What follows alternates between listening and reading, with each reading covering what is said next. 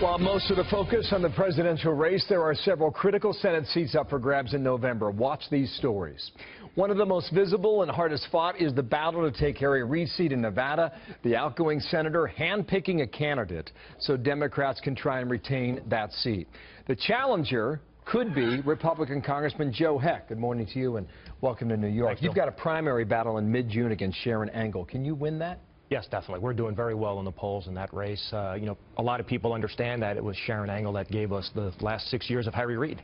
So we're moving forward, focused on the race in November. So if you're right, you're going to go up against a pretty good opponent, two-time Attorney General in the state of Nevada. I want you to look at the Democratic State Convention video from Saturday. This was a battle over delegates for Bernie Sanders and Hillary Clinton. Go ahead and roll it. We'll talk over it, guys. What was going on here? Well, as you see, their convention descended into chaos. I mean, my opponent was booed when she mentioned that she supported Hillary Clinton, as was Senator Barbara Boxer, who was booed. And they actually had to call in the local police to restore order. And this just shows the excitement that's been building in the state. Look, as I've traveled the state and have talked to Nevadans, what we've heard clearly is that after 8 years of Barack Obama and 30 years of Reid, they're ready for some real change. And so we saw an attendance-setting year at our GOP caucus in February. The Democrats saw a dip. Our convention went off last weekend without a hitch. Theirs descended into chaos. So there's an energy in Nevada that we're going to harness and ride to victory in November. You know, Donald Trump would say the system's rigged. And he'll tweet about Bernie Sanders saying run as an independent. What is the effect from a Republican standpoint, though, on a Donald Trump candidacy? Yeah, well, we'll see what happens in November, but as I said, there is an excitement in the state. I mean, we saw an incredible turnout in our GOP caucus back in February, setting a record. We actually had more people turn out in 2016 than we had in 8 and 12 combined, while the Democrats saw a dip in their attendance. So again, there's an energy, there's an excitement, and I think that would bode well for us moving into November. There are some, as you know, Republicans have suggested it could be a down-ballot disaster if Donald Trump's the nominee. Well, what do you think of that when you hear that?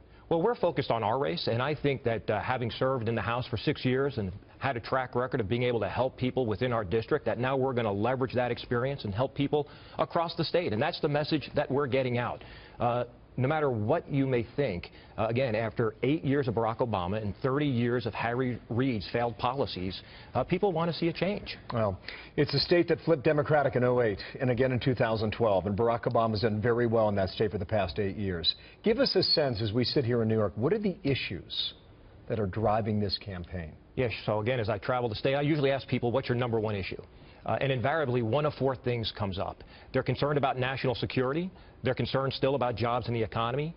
They're worried about getting quality health care. And they're worried about educating their children. And fortunately for me, those are areas that I've actually worked in my entire life. So I can speak to those areas from firsthand experience. And that's the connection we're making with voters, whether they're Democrat, Republican, or independent. Economy or immigration?